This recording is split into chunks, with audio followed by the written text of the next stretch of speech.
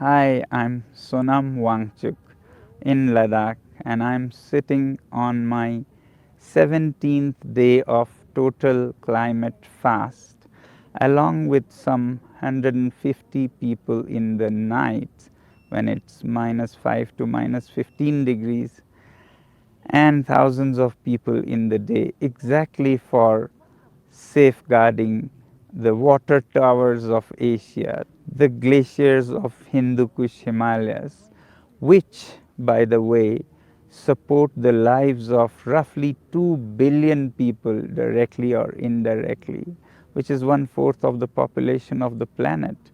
And entire North India depends on it. So it's not just Ladakh's problem, it's everybody's problem. We here in Ladakh are primary witness to the disappearing glaciers in the wake of climate change. In my own life, I've seen glaciers vanish from high Himalayas. I wish you all happy World Water Day. Today, 22nd March, we celebrate this precious liquid that is more precious than gold. We can live without gold, but we cannot live without water. दुनिया के 100 शहर हैं जिनमें extreme water scarcity होने वाली हो, जो बेंगलोर में भी देख रहे हो ना, हाँ वो चीज, और उनमें से 30 शहर भारत में हैं, और भारत के 30 शहरों में बेंगलोर का नंबर तो टॉप 10 में आता भी नहीं है, या शायद 10वें नंबर पर होगा, देख के बोलना। और हमें होश नहीं है, हम सिर्फ भूखे ही नहीं, प्यासे मरने वाले हैं। और अगर इस बात के लिए कहीं कोई आंदोलन हो रहा है तो हमारे कान पे जूं नहीं रेंग रही है।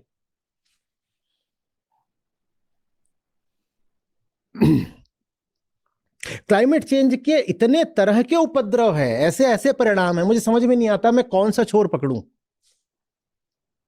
कहां से बात शुरू करूं, किधर को ले जाऊं।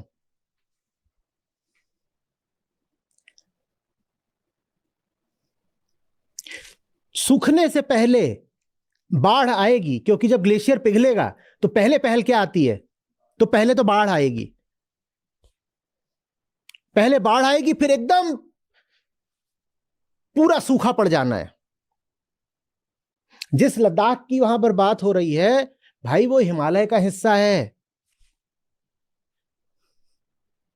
जब ग्लेशियर पिघलेगा तो पहले पहल क्या होगा, भारत की 150 करोड़ की आबादी में से आधी से ज्यादा जो हिमालयन रिवर्स हैं उन पर आश्रित है, पूरा उत्तर भारत, और ज्यादातर उत्तर भारत की नदियां हिमालय से ही अपना पानी पाती हैं। जब इतनी तेजी से ग्लेशियर पिघलेगा तो बाढ़ आएगी, और उसके बाद कुछ नहीं, अपनी नदियां देखने को तरस जाओगे, नदियां नहीं है। और ये बहुत आगे की हम बात नहीं कर रहे हैं, ये बात हम अभी की कर रहे हैं। ये जो पूरा हिमालय का क्षेत्र है, दुनिया भर के वैज्ञानिक कह रहे हैं ये एक इकोलॉजिकल डिजास्टर बन चुका है।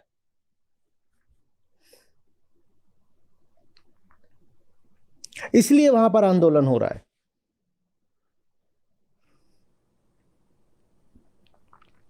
और सरकारें लगी हुई है कि नहीं साहब, अभी तो हमें और खनन वगैरह करने दो। जब आप खनन करते हो उससे कार्बन निकलेगा ना, आप कुछ कर रहे हो, कोई भी एक्टिविटी कर रहे हो आप, चाहे आप वो टूरिज्म एक्टिविटी कर रहे हो, कुछ भी कर रहे हो, तो उससे सूट निकलता है। क्या निकलता है? सूट।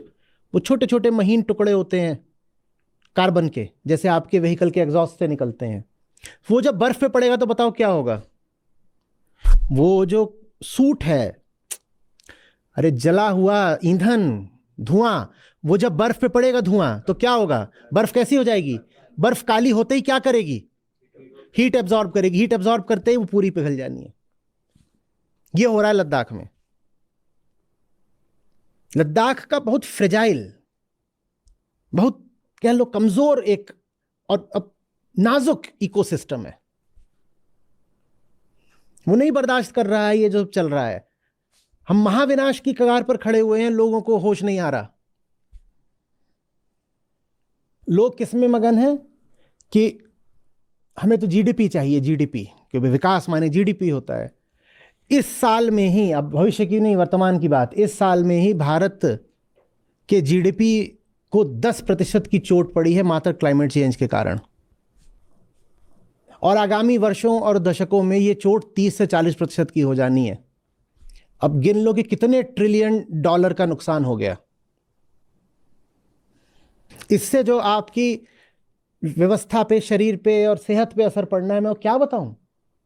हैं क्लाइमेट साइंटिस्ट्स हैं, वो कह रहे हैं we are accelerating towards our Doom.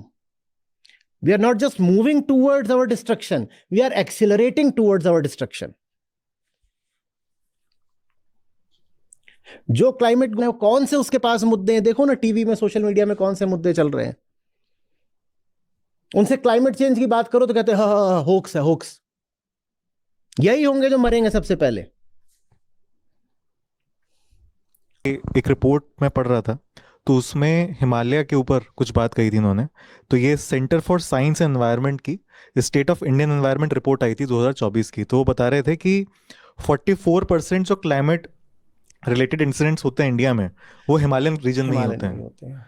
इसलिए लद्दाख में ये आंदोलन हो रहा है। क्लाइमेट रिलेटेड जो डिजास्टर्स होती हैं और एक्सट्रीम इवेंट्स होते हैं, वो लगभग आधे हिमालय के ही क्षेत्रों में होते हैं। और हिमालय हमारे लिए बहुत मजबूत और बड़ी चीज है, उसको हम कहते हैं कि उत्तरी दिशा का हमारा प्रहरी। लेकिन आप अगर जियोलॉजिस्ट से पूछेंगे तो कहेंगे हिमालय बहुत कमजोर पहाड़ हैं। उन्हें बोलते हैं young fold mountains, young fold mountains. इसीलिए आप पाते हो कि उनमें भूस्खलन इतना ज्यादा होता है, क्योंकि अभी वो कच्चे पहाड़ हैं।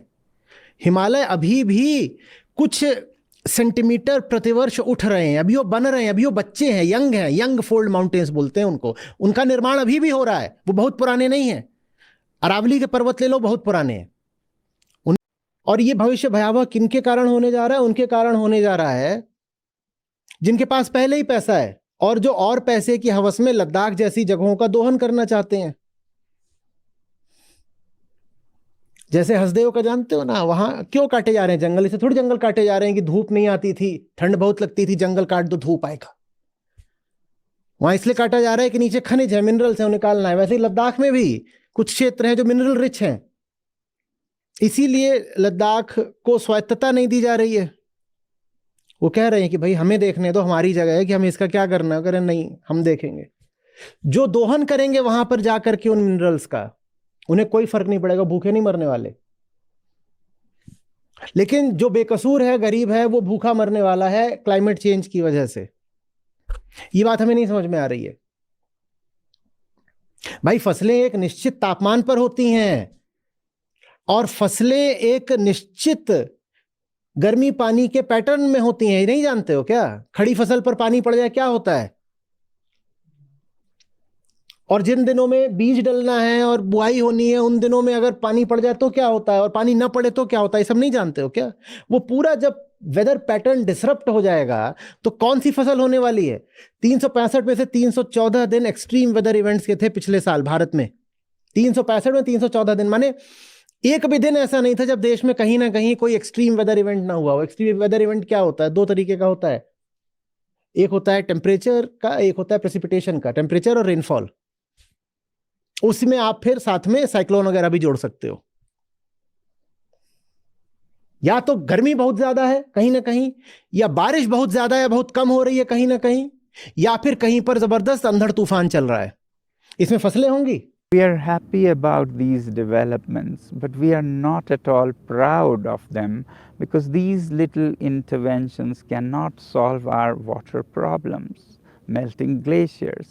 The real solution lies in your hands. Yes, you all in the big cities of the world. If you all live simply in your big cities, then we in the mountains may simply live.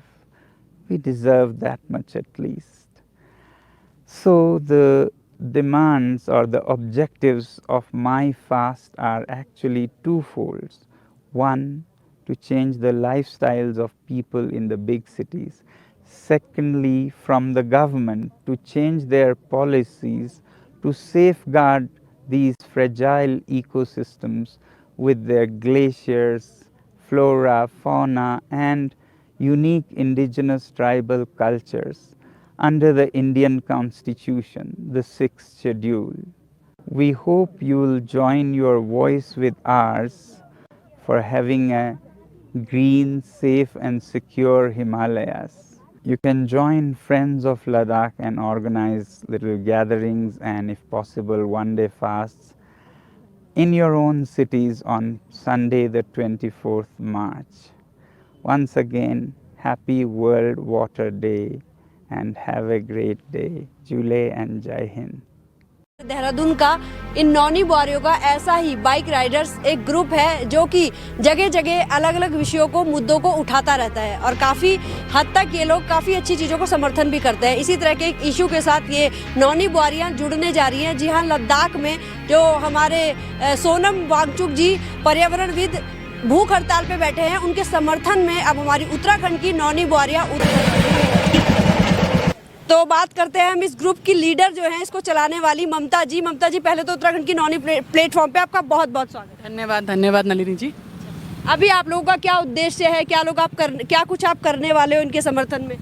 देखिए, मैंने जैसा कि आपको पहले भी कहा है कि हम लोग हर किसी उस शख्स के साथ में हैं जो हमारे पहाड़ की प्रोटेक्शन के लिए काम कर रहा है। तो आज जब हमने सोनम वांगचुक जी को देखा तो हम भी पहाड़ की नौनियाँ उनके साथ में खड़े हैं। हम उत्तराखंड को रिप्रेजेंट कर रहे हैं। हम उनको ये बता रहे हैं क्योंकि हम खुद पहाड़ की पैदाइश हैं। हम जंगल जमील की अगर हम बात करते हैं तो हम पहाड़ से इतने जुड़े हुए हैं कि अगर पहाड़ नहीं तो हमारा अस्तित्व ही नहीं है। तो इस तरीके से मेरे को ऐसा लगता है कि कोई भी हम ऐसे चीज़ों को अगर सपोर्ट करते हैं, हम आगे बढ़ते हैं, तो डेफिनेटली हमसे बहुत लोग सीखेंगे, आगे बढ़ेंगे और अपने पर्यावरण के प्रति बहुत सचेत रहेंगे।